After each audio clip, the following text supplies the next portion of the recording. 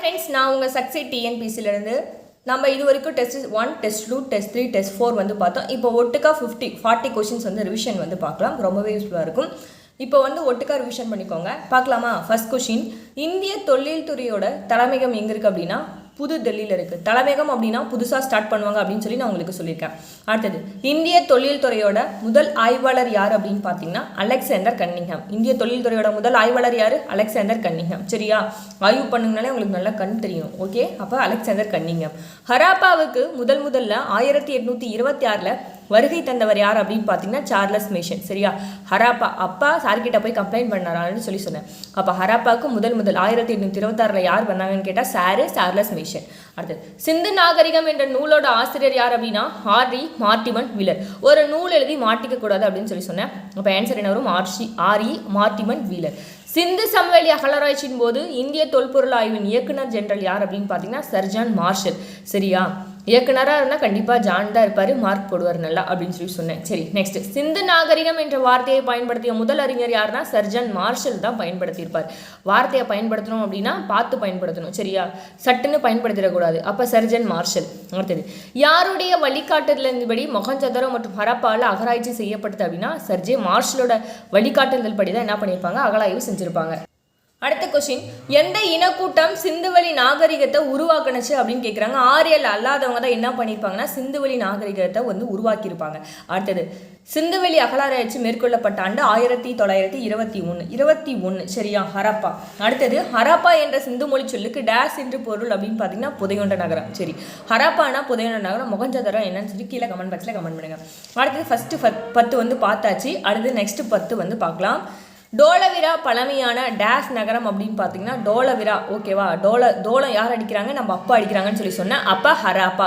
அடுத்தது, பணியாளர் குடியிருப்பு கண்டுபிடிக்கப்பட்ட சிந்து சமவெளி நாகரிகத்தோட பேர் என்ன அப்படின்னு பார்த்தீங்கன்னா ஒரு குடி இருக்கணும் அப்படின்னா அப்பா போய் ஒரு இடத்துல குடியிருக்காருன்னு சொன்னேன். அப்போ பணியாளர் குடியிருப்பு கண்டுபிடிக்கப்பட்ட சிந்து சமவெளி நாகரிகத்தின் நகரத்தின் பெயர் அப்படின்னா ஹராப்பா.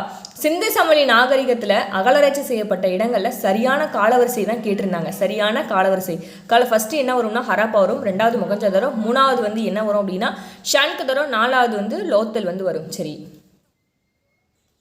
சிந்து சமவெளி நாகரிகத்தோட தளங்கள் மற்றும் இருப்பிடத்தை வரிசைப்படுத்த சொல்லியிருந்தாங்க. ஹரப்பா அப்படின்னு பார்த்தீங்கன்னா பஞ்சாப், அப்பாவுக்கு பஞ்சம் வந்துருச்சு ஞாபகம் வச்சுக்க சொன்னேன். மொஹஞ்சதாரோ அப்படின்னு பார்த்தீங்கன்னா சிந்து, சிந்துவோட முகம் அழகா இருக்கு. காளிபங்கன் அப்படின்னா ராஜஸ்தான், ராஜா காலி பண்ணிட்டு போயிட்டாரு. லோத்தல் தல் அப்படின்னா குஜராத். ஓகேவா? லோத்தல் அப்படின்னு பார்த்தீங்கன்னா குஜராத். அப்போ ஆன்சர் ஆப்ஷனே 3142. நெக்ஸ்ட், கோட்டை இல்லாத ஒரே சிந்து சமவெளி நகரம் எது அப்படின்னு கேட்டாங்கன்னா ஷான்குதாரோ. கோட்டை இல்லாத ஒரே சிந்துவெளி நகரம், காடே இருக்காது எங்கன்னா ஜான். ஓகேவா? ஜான். ஹரப்பா அமைந்துள்ள மான்கொமரி மாவட்டம் எங்க இருக்கு அப்படின்னு பார்த்தீங்கன்னா பாகிஸ்தானில் வந்து இருக்கு. மான் வாங்கிட்டு பாக்கி தராமல் போயிட்டாங்க அப்படின்னு சொல்லி சொன்னேன். அப்போ மான்கொமரி அப்படின்னா பாகிஸ்தான். சிந்து சமவெளி நாகரிகத்தோட வடகோட குறியீடு எது அப்படின்னு கேட்டாங்கன்னா வட சுட்டா நம்ம என்ன பண்ணிக்கணும்? கண்டிப்பாக ஷேர் பண்ணிக்கணும் அப்படின்னு சொல்ல. அப்போ என்ன வரும்? ஆப்ஷன் பி, ஷேர் தொகை. அடுத்தது, ஆர்டி பானர்ஜி என்பவரால் 1922 கண்டறியப்பட்ட நகரம் என்ன அப்படின்னு பார்த்தீங்கன்னா மொஹஞ்சதாரோ. பானம் குடிச்சிட்டு அவங்க முகத்தை வந்து பார்க்குறாங்க அப்படின்னு சொன்னால் அப்போ என்ன வரும்? மொஹஞ்சதாரோ. அடுத்தது, மொஹஞ்சதாரோ எந்த மாவட்டத்தில் இருக்குது அப்படின்னு பார்த்தீங்கன்னா லார்கானா மாவட்டத்தில் வந்து இருக்குது. மொஹஞ்சதாரோ அப்படின்னா முகத்தை காண முடியல. ஓகேவா? அப்போ லார்கானா. ஒரு உயர்ந்த மேடை மீது நன்கு திட்டமிட்டு கட்டப்பட்ட நகரம் தான் என்ன அப்படின்னா ஆப்ஷனே மொஹஞ்சதாரோ. 20 கொஸ்டின் பார்த்தாச்சு. அடுத்த 10 கொஸ்டின் பாருங்க. சிந்து சமவெளி மக்களோட எழுத்து முறை, சிந்து சமவெளினாலே சித்திரெழுத்து அப்படின்னு சொல்லி சொன்னேன். சிந்து சமவெளி எழுத்து முறை அப்படின்னா எப்படி இருக்கும்? வளமிருந்து இடமாக மற்றும் இடமிருந்து வளமாக எழுதுவது. அடுத்தது, மேட்ச் பாருங்க. ஷான்குதாரோ அப்படின்னு என்ன சொன்னேன்? மஜும்தார். ஷான்னு தார் ஊத்துறாங்க. குள்ளி அப்படின்னு பார்த்தீங்கன்னா அவங்களுக்கு ஆர்எல் ஸ்டீஃபன். குள்ளி அப்படின்னா ஆர்எல் ஸ்டீஃபன். புண்ணு அவங்களுக்கு ஆறவே ஆறாது, குள்ளமாக இருந்தாங்கன்னா ஆர்எல் ஸ்டீஃபன் சொன்னேன். ராகர்கி அப்படின்னு பார்த்தீங்கன்னா அமரேந்திரநாத். காரில் போனால் அமர்ந்துக்கிட்டு போகணும் அப்படின்னு சொன்ன அமரேந்திரநாத். தோலவிரா அப்படின்னு பார்த்தீங்கன்னா என்ன வரும்? ஜேபி ஜோசி வந்து வரும். தோலவிரா ஜோஸ் தான் இருக்காங்க அப்படின்னு சொல்லிட்டு தோலை அடிக்கும் போது ஜோரா அடிக்கிறாங்க அப்படின்னு சொல்லி சொன்னேன். ஜேபி ஜோசி. அடுத்தது 4, ஷான்குதாரோ அப்படின்னு பார்த்தீங்கன்னா எம்ஜி மஜும்தார். இப்போ தான் பார்த்தோம் ஷான்குதாரோ, எம்ஜி மஜும்தார். லோத்தல் அப்படின்னு பார்த்தீங்கன்னா யார் வருவாங்க? SR ராவ் வந்து கண்டுபிடிச்சிருப்பாரு. பனவாளி அப்படின்னா பண்ணுன்னு சொன்னால் மிட்டாதல் அப்படின்னா பனவாளி அப்படின்னா பிஷ்ட்டுன்னு வந்துருச்சு. அதுக்கப்புறம் மிட்டாதல் அப்படின்னு பார்த்தீங்கன்னா சூரஜ்பன். ஒரு பண்ணு மிட்டாயெல்லாம் வந்து வாங்குறோம் அப்படின்னு ஞாபகம் வச்சுக்கோங்க. அடுத்தது, மொஹஞ்சதாரோ அப்படின்னு பார்த்தீங்கன்னா பெருங்குளியல். அதுக்கப்புறம் ஹராப்பா அப்படின்னு பார்த்தீங்கன்னா TR சகானி. திரிமுகம் அப்படின்னா சிவன் ஈஸியாக போட்டலாம். வெண்கலக்கோல் அப்படின்னா அது வந்து அளக்கிறதுக்காக யூஸ் பண்ணுறாங்க. சிந்து சமவெளி நாகரிகத்தில் 500க்கும் மேற்பட்ட முத்திரைகள் எங்கே கண்டுபிடிச்சாங்க, அது எதனால் தயாரிக்கப்பட்டது அப்படின்னு கேட்குறாங்க. மண்ணால் வந்து செய்யப்பட்டிருக்கும். சரியா, அது எதனால் செய்யப்பட்டிருக்கும்? மண்ணால் செய்யப்பட்டிருக்கும்.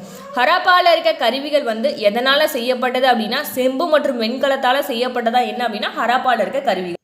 ஹராப்பா மக்கள் பயிரிடாத பயிர் என்ன அப்படின்னு கேட்குறாங்க. கரும்பு வந்து அவங்க பயிரிட்டிருக்க மாட்டாங்க. சரியா, ஹராப்பா அப்பாவால் கரும்பு கடிக்க முடியாது, அப்போ கரும்பை பயிரிட்டிருக்க மாட்டாங்க.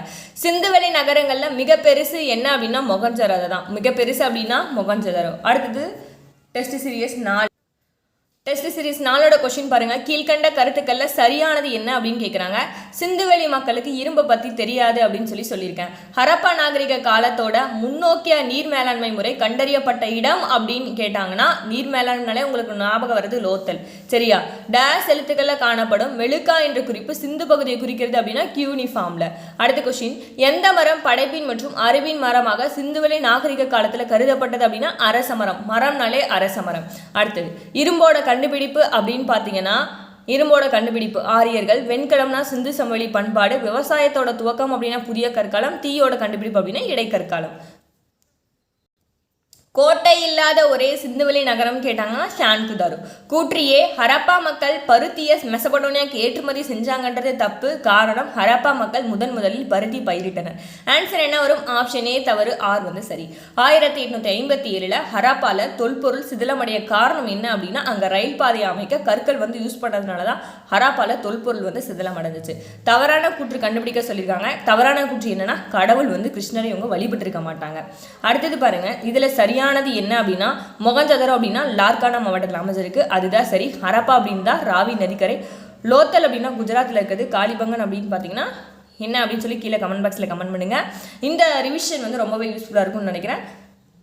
40 கொஷின்ஸ் 4 நாளில் 40 கொஷின் 2016 22 வரைக்கும் ஈஸியாக ரிவிஷன் பண்ணியாச்சு. 40 கொஷின் உங்களுக்கு மைண்டில் ஏறி இருக்கும்னு நினைக்கிறேன். தேங்க்யூ, தேங்க்ஸ் ஃபார் வாட்சிங்.